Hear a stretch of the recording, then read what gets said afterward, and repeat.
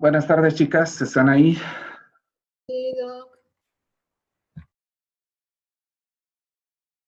Muy bien. A ver, vamos para la grabación.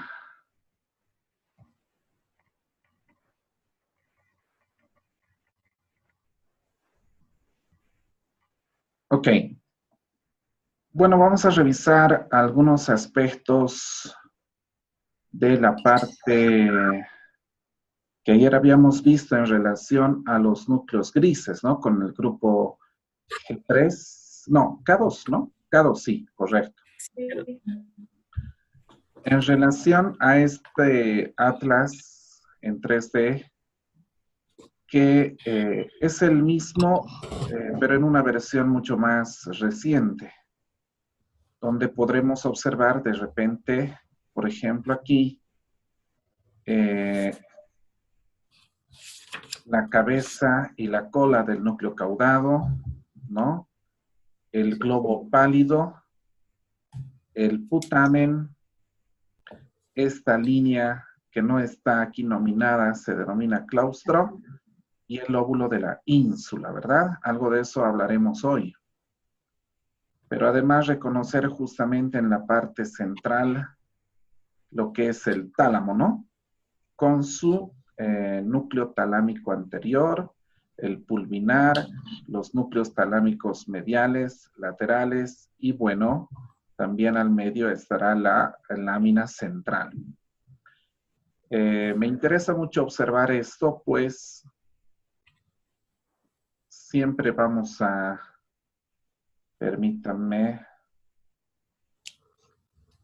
tratar de observar y comparar con lo que es una vista en el cadáver, pese a que este es un corte mucho más abajo, se habrán dado cuenta, ¿verdad? Sí. A ver, permítame un segundito. Vamos a tratar de identificar bien. Eso, ahora sí. Perfecto. En esta imagen, lógicamente también identificar los núcleos, que aquí se ven de forma mucho más clara. En algún momento, en neuroanatomía, vamos a utilizar, si es que no se llegara a solucionar el problema, utilizar estas imágenes para tomar una especie de repaso, ¿no?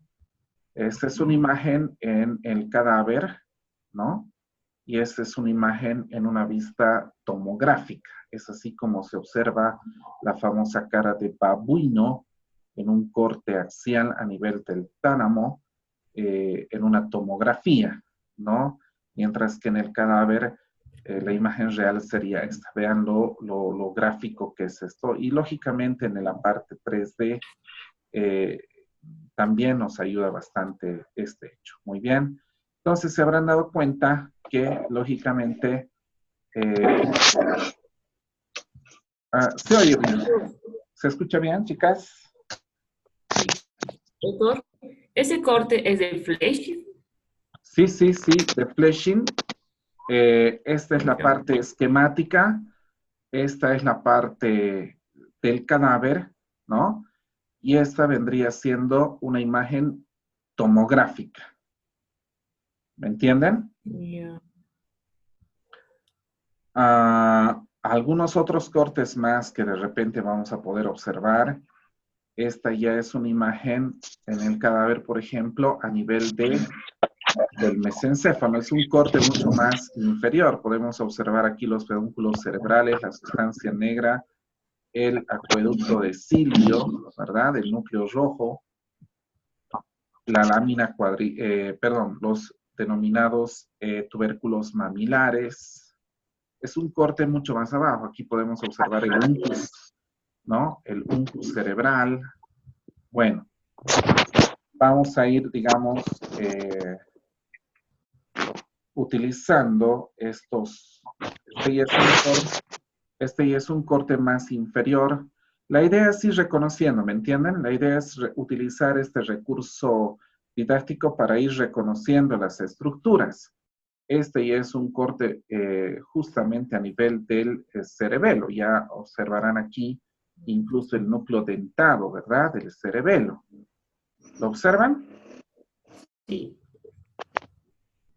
Y lo que se observa en una imagen tomográfica, ¿no? Entonces se dan cuenta que esto es muy didáctico. Lo vamos a ir utilizando y para también ir tomando repasos, ir tomando algún tipo de evaluación que nos pide la universidad, no simplemente clases teóricas así por así, sino también ir evaluando la parte práctica y de reconocimiento. Bueno, no es el objetivo es tener la pieza cadavérica o la pieza en nuestras manos, pero ante la imposibilidad, bueno, tenemos que hacer uso de diversos recursos. Muy bien, eso lo vamos a ir viendo más adelante. No solo nos va a servir para esa parte, sino también para otros temas más. Muy bien, ok. Vamos a comenzar con lo que vendría siendo el tema 10, el tema previo al examen. ¿No? El examen que deberíamos haberlo dado el lunes, ¿no? Sí. Y que, bueno, no tengo ahorita el dato de cuándo se va a dar. Confiemos que la próxima semana se regularice todo y, bueno, se pueda avanzar. Sin embargo, por lo menos en la parte teórica, ¿no? Vamos a ir viendo esta parte de configuración externa del sistema. Muy bien. Pero es importante, a partir de lo que habíamos visto en temas anteriores, no sé si tienen alguna duda, alguna consulta referente a lo que vimos en el tema de ayer. A ver, ¿dónde está Janet? ¿Alguna pregunta, alguna duda? No, ninguna, doctor. Lady. ¿Quién acabo de ingresar? No, doc, no. Ok. Indiana. No, está bien. Esta configuración externa que es más información, es así. Ajá, más extenso. Sí, eso sí. Largo. Correcto. Muy bien. Bueno, en relación a esta configuración externa, nosotros vamos a, digamos, hablar en principio del cerebro. Recuerden ustedes que el cerebro deriva de lo que es el telencéfalo, es el telencéfalo o cerebro, deriva de lo que es el prosencéfalo, esa vesícula primitiva, ¿verdad? Eso ya lo conocemos, ya lo sabemos, muy bien. Y además sabemos también que el cerebro va a estar dividido en dos hemisferios. Sin embargo, para empezar, vamos a mencionar la configuración externa del cerebro como una sola estructura.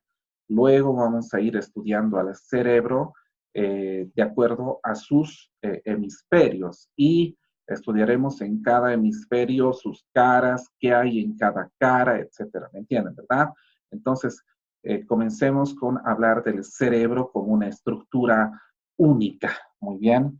Y el cerebro, pues, en cuanto a sus aspectos generales, se encuentra ocupando o se encuentra situado en el cráneo, ¿verdad? En la cavidad craneana. Y lógicamente, a partir de la forma semi-ovoide que presenta, su convexidad se va a relacionar con los huesos del cráneo, tanto en aquellos que conforman la bóveda craneana, como también aquellos que conforman la base del cráneo. Muy bien, pero recuerden bien que en el caso del lóbulo occipital del cerebro, a través de su cara inferior se va a relacionar con la cara superior del cerebelo a través de la tienda del cerebelo, que vendría siendo como un desdoblamiento de la dura madre que se encuentra entre el lóbulo occipital y el cerebelo. Por lo tanto, la cara inferior de este cerebro no solo se va a relacionar con la base del cráneo, sino también lo hará con la cara superior del cerebelo a través de la tienda del cerebelo. Recuerden otro aspecto. El cerebro no va a tener un contacto directo con el cráneo, con la cavidad craneana. Esta relación se establece a través de las meninges, principalmente a través de la dura madre. Muy bien. Les había hablado acerca de la forma. Les decía, tiene una forma ovoide, irregular, ¿verdad? Pues la cara inferior es plana, incluso cóncava un poco, pero la cara superolateral es convexa netamente y esa convexidad se amolda a la cavidad del cráneo. Y a partir de esta forma semi-ovoide que presenta, también nosotros vamos a describir un polo anterior, un polo posterior, o una extremidad anterior o extremidad posterior. Muy bien. El doctor Oscar González nos da algunos datos en cuanto a un tamaño. Muy bien.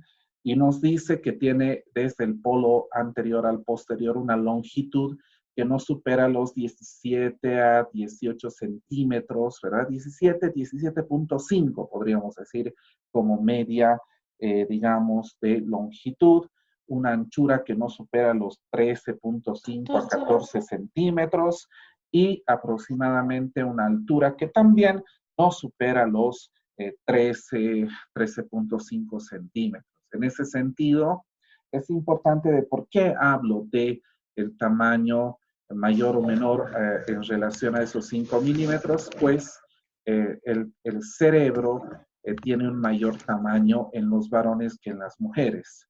En el caso del peso, lo mismo. En el caso, como término medio, pesa unos 1.300 gramos. 500 gramos más en los varones o 500 gramos menos en las mujeres. Lógicamente, esto no va a determinar ningún tipo de diferenciación en el aspecto funcional ni en el aspecto cognitivo entre hombres y mujeres. ¿Qué les quiero decir? Que no existe diferencia alguna en la parte de las funciones encefálicas superiores como la inteligencia de acuerdo al mayor o menor tamaño del cerebro, mayor peso o menor peso. Eso no existe, no hay ninguna diferencia. Vamos a ver que más bien, vamos a ver más adelante, cuando en el siguiente tema veamos corteza, que es el tamaño de la corteza, el grosor de la corteza, en realidad lo que define estas funciones encefálicas superiores, como les decía, como por ejemplo la inteligencia. Muy bien. Bueno, así como nosotros hemos descrito en el cerebro esta configuración de ovoidea irregular, también vamos a describir que presenta una cara superolateral, que es la que observamos, por ejemplo, en esta imagen, ¿no? Y también presenta una cara inferior o también llamada basal, ¿no? Que es la que se va a relacionar con la base del cráneo. Muy bien. Con parte de la base del cráneo, ¿verdad? Porque recuerden que en la parte posterior se relacionará más bien con la cara superior del cerebelo, ¿no? Esta cara superolateral que nosotros la observamos en esa imagen, ¿no? Va a estar dividida en su parte media por medio de una cisura que va a llegar hasta el cuerpo calloso, que es el que observamos aquí. Esta cisura se denomina cisura interhemisférica y va a dividir a esta cara superolateral en una vista superior, lógicamente, en dos hemisferios. Muy bien, el hemisferio derecho y el hemisferio izquierdo. Muy bien. Les decía que en el fondo de esa cisura interhemisférica nosotros podemos observar la cara superior del cuerpo calloso, ¿no? Que es una estructura interhemisférica. La vamos a estudiar más adelante. Y además, interponiéndose entre los dos hemisferios cerebrales, encontramos también una porción de dura madre que se llama la hoz del cerebro, ¿no? Que en el preparado que hemos ido viendo, revisando en el anfiteatro, si ustedes recuerdan, les he mostrado la hoz del cerebro. Muy bien. La hoz del cerebro también puede ser objeto de pregunta de examen en la parte práctica. Ojo, muy bien. Bueno, la cara inferior o basal o basilar, también en algunos textos se llama así, ¿verdad? Se observa precisamente, vamos a buscar una cara inferior, permítanme, me voy a adelantar, ahí vemos la cara inferior, muy bien. Se observan los dos hemisferios, ¿verdad? En la parte anterior y en una porción anterior y posterior, se observa también la cisura interhemisférica que va a separar a estos dos hemisferios, ¿verdad? Sin embargo, en la parte central lo que vamos a observar va a ser estas estructuras que se conocen con el nombre de estructuras interhemisféricas. Muy bien. Bueno, Cabe señalar también que más allá de la proyección inferior de la fisura interhemisférica y de las estructuras interhemisféricas, la cara inferior del cerebro va a presentar una especie de porción anterior que se denomina orbitaria, ¿verdad? Pues se va a localizar o se va a asentar sobre el techo de las órbitas, ¿verdad? Es lo que el doctor Oscar González dice, su cuarto anterior, ¿no? La cuarta parte anterior es orbitaria y es bien anfractuosa, muy irregular, mientras que los 3/4 posteriores, que están separados por esta cisura, que es la cisura de Silvio, la vamos a describir también más adelante, tienen una forma no plana, son en realidad casi ligeramente cóncavos, ¿verdad? Y precisamente en esta cara, este segmento se denominará segmento temporo-occipital. Muy bien. Y es el que también va a sentar sobre el piso medio, sobre la fosa media, fosa craneal media y sobre la cara superior del cerebelo. Muy bien. Pero pasemos a describir cuáles son las formaciones interhemisféricas. Esta es una pregunta de examen en todas las facultades de medicina del mundo, ¿verdad? ¿Cuáles son esas estructuras interhemisféricas? Número 1, ya habíamos visto anteriormente, el cuerpo Calloso.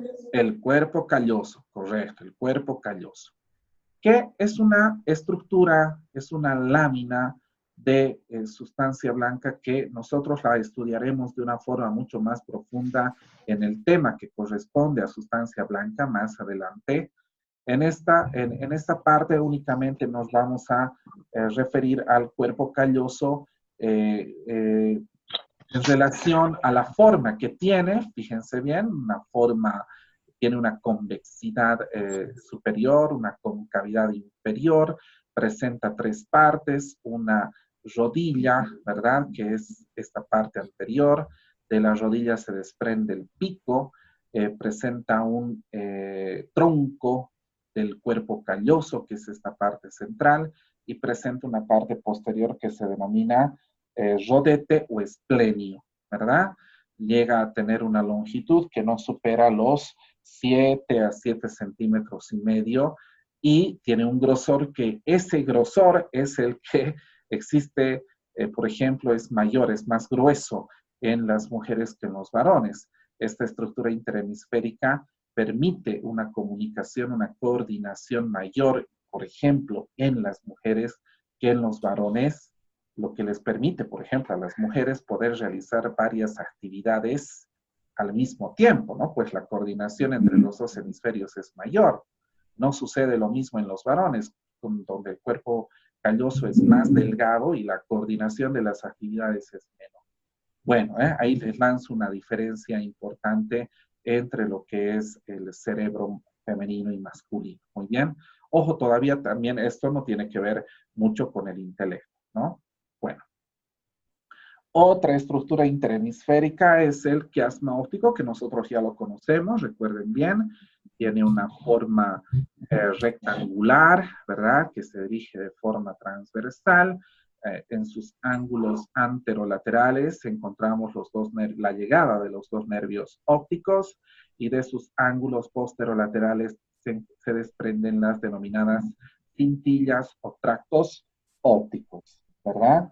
Muy bien, recuerden bien que su cara inferior se va a relacionar con el cuerpo del hueso esfenoides. Muy bien.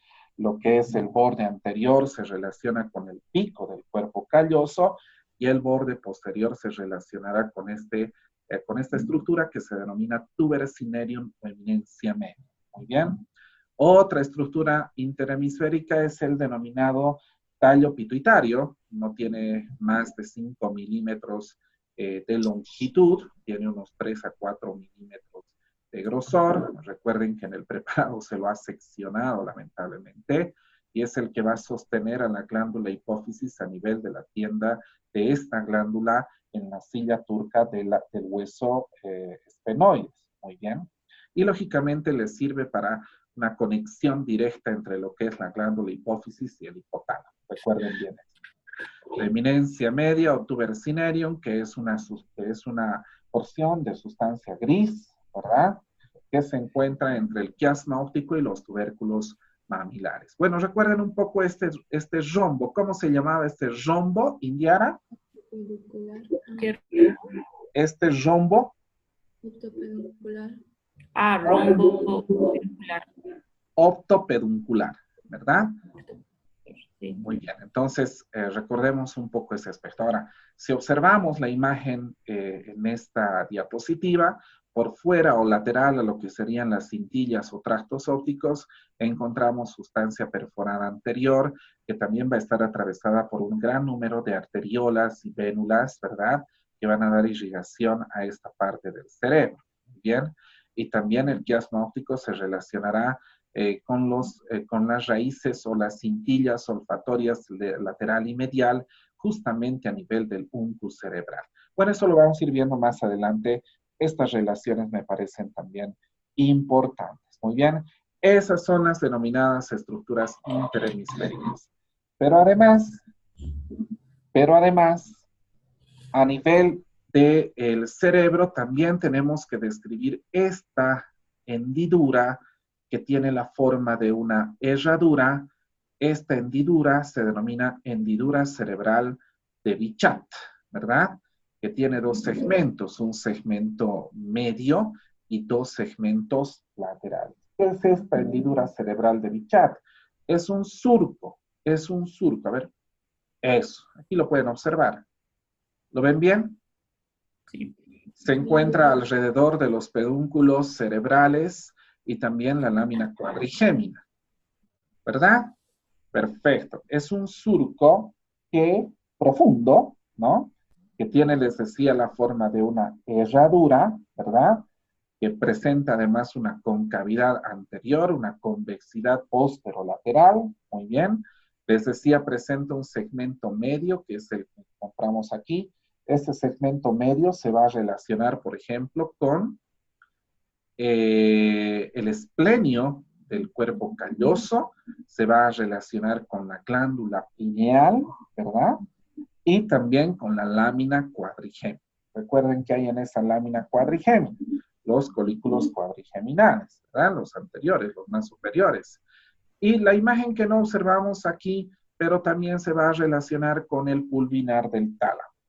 Pero en los preparados que habíamos visto en el anfiteatro se puede observar esa relación entre lo que es el pulvinar del tálamo y esta parte de la hendidura. Muy bien, los segmentos laterales, que son esos que están aquí coloreados entre comillas, coloreados, ¿sí? De color oscuro, ¿verdad? Tienen una concavidad medial y están limitados por los pedúnculos cerebrales, es decir, van a abrazar a los pedúnculos cerebrales en su parte más superior, ¿no? Hacia arriba y hacia adentro. También estará relacionados con lo que vendrían siendo los tractos ópticos en su parte más antero-superior, muy bien, y también los cuerpos geniculados en su parte más lateral, perfecto. Y si vemos por fuera esta hendidura, este segmento lateral de la hendidura de Bichat, se va a relacionar precisamente con la quinta circunvolución temporal, o la circunvolución llamada parahipocámbica, que la vamos a ver también un poco más adelante, que vendría siendo esta que se encuentra aquí. Muy bien, entonces se relaciona lateralmente. ¿Okay? Bueno, esa es la hendidura cerebral de Bichat. Entonces, hasta aquí, ¿qué es lo que nosotros hemos visto? Hemos descrito al cerebro en un conjunto, no hemos dividido todavía la descripción del cerebro hemisferio por hemisferio y hemos observado su cara superolateral, hemos observado también su cara inferior, perfecto, y también hemos visto en la cara inferior las estructuras interhemisféricas y lógicamente también hemos hablado acerca de la hendidura cerebral de Bichat. Muy bien. Pasemos ahora, ahí veíamos la hendidura cerebral en una forma, digamos, mucho más clara, ¿no? Pues bien, ahora veamos lo que son los hemisferios. Me voy a adelantar un poquito en las imágenes para poder observar. Muy bien, los hemisferios cerebrales. Permítame ahí. ¿Cuántos hemisferios? Dos, ¿verdad? Un hemisferio derecho, un hemisferio izquierdo. De la misma forma que nosotros, de la misma forma en que nosotros partiésemos un huevo a la mitad en un sentido longitudinal, cada hemisferio va a tener la forma de un prisma triangular, ¿verdad? Por lo tanto, en cada hemisferio nosotros vamos a describir también una cara superolateral, describiremos una cara medial y describiremos una cara inferior, ¿verdad? 3 caras presenta cada hemisferio. Ojo, no estoy hablando del cerebro como tal, no se confundan, y eso tiene que quedar bien en claro. Estoy hablando ahora de cada hemisferio cerebral. Muy bien. Bueno, ¿qué características tiene la cara superolateral? Las mismas que habíamos descrito. Es convexa, se relaciona con la concavidad de la bóveda craneana, ¿verdad? La relación, sin embargo, no es directa, se establece a través de las meninges, muy bien. ¿Qué características tiene la cara medial? A diferencia de esta otra, permítame, no sé qué pasa aquí. Vamos a ver. Ahí está. ¿Qué características tiene esta cara medial? Esta cara medial es plana, ¿verdad? Es recta, vertical, si quieren, ¿no? Y básicamente va a estar separada, estas caras mediales van a estar separadas a través de la cisura interhemisférica. Y se relaciona la cara medial de ambos hemisferios. La relación tampoco es directa, recuerden. Se establece a través de la hoz del cerebro. Muy bien. Y lógicamente, en esta cara medial, como vamos a ver al final de nuestros temas, también encontramos la presencia de estructuras vasculares, como la arteria cerebral anterior, la cerebral posterior, ¿verdad? Bueno, mientras que la cara inferior del hemisferio cerebral, ojo, estoy hablando del hemisferio, es plana, irregular, tiene las mismas características que he descrito anteriormente y también va a presentar 2 partes, ¿no? Un cuarto anterior, que es orbitario, y 3 cuartos posteriores, que vendrían siendo temporo-occipitales, ¿verdad? Y esta división se establece a partir de la presencia de la cisura de Silvio o cisura lateral, y el valle silviano. ¿Qué quiere decir valle silviano? Es ese segmento ancho, ese segmento amplio donde se va a originar la cisura lateral, más o menos a este nivel. A este nivel encontraríamos el valle silviano, para que lo entiendan bien. Muy bien. Esta porción anterior orbitaria, les había dicho, es el que se va a relacionar con la cara superior o con el techo de las órbitas, pero no solo con ellos, sino también una relación importante es la presencia de estos bulbos que asientan sobre la lámina cribosa del hueso etmoides. ¿Cómo se llaman? Se llaman bulbos olfatorios. Muy bien. Estos bulbos se encuentran entre la cara y también se los puede ver en los preparados, sí. Se encuentran entre la cara inferior de los hemisferios y la lámina cribosa. Muy bien. También, lógicamente, estos bulbos se continúan con las cintillas olfatorias lateral medial. También podemos observar parte de lo que vendrían siendo los nervios ópticos relacionados principalmente a nivel de la valle silviano. Sin embargo, esta porción temporo-occipital se va a relacionar, recuerden bien, con la fosa cerebral media, se va a relacionar con la cara superior del cerebelo a través de la tienda del cerebelo. Muy bien. Así como cada hemisferio presenta 3 caras, también encontraremos 3 bordes, ¿verdad? El borde superior, que es el que va a separar la cara superolateral de la cara medial. El borde lateral, que es el que separa la cara superolateral de la cara inferior. Y el borde medial, que es el que separa la cara medial de la cara inferior. Muy bien. En estos bordes no son lisos, es decir, si bien son bien definidos, pero no son lisos, es decir, presentan, nos queda 10 minutos en esa primera parte. Bueno, Presentan algunas muescas, presentan algunas incisuras que vendrían siendo el origen de las cisuras que más adelante vamos a estudiar. Muy bien, no representan nada más. Entonces, en los bordes no vamos a hacer mucho hincapié. Sin embargo, es importante también mencionar las extremidades o los polos, ¿no? Hay un polo anterior o frontal y un polo posterior o occipital, ¿verdad? El polo frontal es mucho más prominente, más definido, el polo occipital es menos definido, ¿no? Muy bien. Y eso también, si ustedes hacen un poco, googlean un poco y buscan acerca del desarrollo de los lóbulos cerebrales en relación a la evolución humana, hizo que el cerebro del humano tendiera más a desarrollarse intelectualmente a expensas de otros sentidos, como por ejemplo el de la vista, ¿verdad? Que tenemos en relación a otros seres, a otros animales, a otros mamíferos, tenemos una discapacidad marcada en relación a la vista. No tenemos una vista bien clara.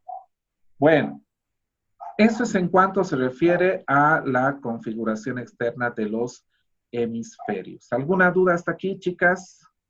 ¿Alguna pregunta? ¿Alguna duda? ¿Qué es que digo así? Del borde superior, dijo, ya, separa la cara medial de la superior supralateral. Listo. Ahí digo así, es romo de convexidad superior. ¿Qué es eso? Claro, es convexidad superior quiere decir que es Es esto, ¿no? romo. Lo que estoy mostrando con la flechita. Romo Es, quiere decir que no es cortante. Si tú te fijas, cortante, ah, bueno, romo es un poco más redondeado, digamos. ya entendí, Pero entendí. es bien, yo prefiero decirle que son bordes bien definidos, pero que no son enteramente lisos. Si tú te fijas, el borde superior va a presentar estas muescas o Ah, ya incisuras, ¿no? Que entendí. corresponden, por ejemplo, a la origen de cisuras o surcos, ¿no? Ninguno de los bordes es liso, presentan cisuras, escotaduras, incisuras, ¿verdad? No tenía entendido el español. Ah, perfecto, muy bien, ¿no? No hay problema, no hay problema. Ya. ¿Alguna otra duda, alguna otra pregunta? ¿Hasta aquí? Chicas, Sí, está todo bien. ya. A ver, no sé, no, estaba en el cronometrado el tiempo. Nos quedan 7 minutos. Aquí había estado el tiempo. Fíjense, ahora me doy cuenta. Bueno, vamos a tratar de describir la cara superolateral. Muy bien, ahora vamos a describir, digamos, cara por cara, pero nos vamos a referir principalmente a las cisuras, a los lóbulos que separan las cisuras, vamos a referirnos a los surcos, a las circunvoluciones que están separadas por estos surcos. Muy bien, entonces vamos a definir cisuras, vamos a definir lóbulos y también vamos a definir circunvoluciones. Muy bien, ¿cuál será la diferencia entre una cisura y un surco? Janet.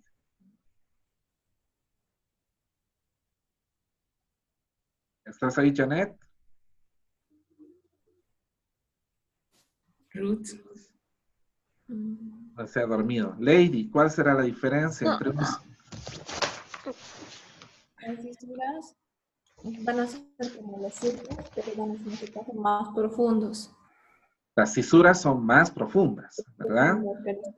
Mientras que los surcos son menos profundos. Muy bien. Bueno, Eh, en la cara Cisuras. superolateral, ¿no? Hay otros conceptos también que debemos reconocer. ¿A qué le llamamos circunvolución? Son estas estructuras que van a estar separadas por los surcos, ¿verdad? ¿No?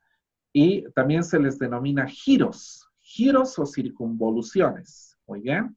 Porque tienen, para que me entiendan, son esos choricitos que nosotros vemos dibujados en la superficie del cerebro, esas son las circunvoluciones, ¿muy bien? Otro concepto también que debemos conocer es el de pliegue de complicación, ¿no? Cuando en una región de la corteza cerebral aumenta el número de circunvoluciones, ¿no? Esto también va a ir relacionado con el desarrollo de ciertas capacidades encefálicas. Bueno, hay otro que son el pliegue de comunicación, que son la unión de dos circunvoluciones. Por ejemplo, aquí podemos observar un pliegue de comunicación entre la circunvolución P1 y P2. ¿Se ubican? ¿Dónde? ¿Cómo? Aquí, Esa aquí. es Un pliegue, circunvalada, curvilada, pliegue de comuni- comunicación. O también le llaman pliegue de paso. ¿Ya? ¿No? Para que me ¿Cómo entiendan. A ver, El pliegue de paso no une dos lóbulos. claro, pero Sí, en el frontal y en el parietal también hay un pliegue claro, de paso que vendría a ser este de acá. a ver, Ahí. escuchen, chicas, escuchen.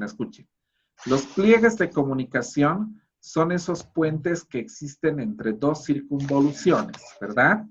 Pero el pliegue de paso une dos circunvoluciones de dos lóbulos distintos. ¿Entienden? Entonces, aquí encontramos un pliegue de comunicación. Y aquí también encontramos un pliegue de comunicación, solo que al unir dos lóbulos se le denomina pliegue de paso. ¿Me entienden? Pliegue de paso, pliegue de comunicación. Perfecto. ¿Ok? Bueno, no nos va a permitir estos 3 minutos que nos queda para describir estas circunvoluciones. Lo vamos a dejar para la siguiente sesión que vamos a realizar. Sin embargo, les voy a dejar tarea para que hagan en estos minutos. Les voy a pedir que me respondan el cuestionario de la página 125 y me resuelvan los casos clínicos. Traten de hacerlos, digamos, a conciencia, ya chicas, a conciencia, lean bien y vayan resolviéndolos. Yo estoy seguro que este tema ya lo han leído, ¿verdad? Ya lo han debido leer, no creo que ya lo han debido leer. Entonces, resuelvan estas preguntas de autoevaluación y esos casos clínicos.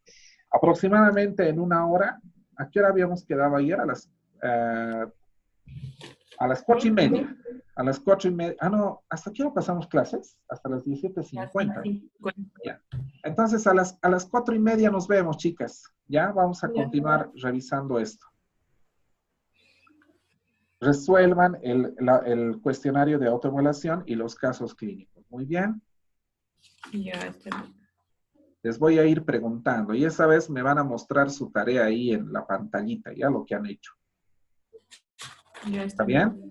Listo, nos vemos entonces a las 4:30, chicas. Chao, chao, gracias por la atención.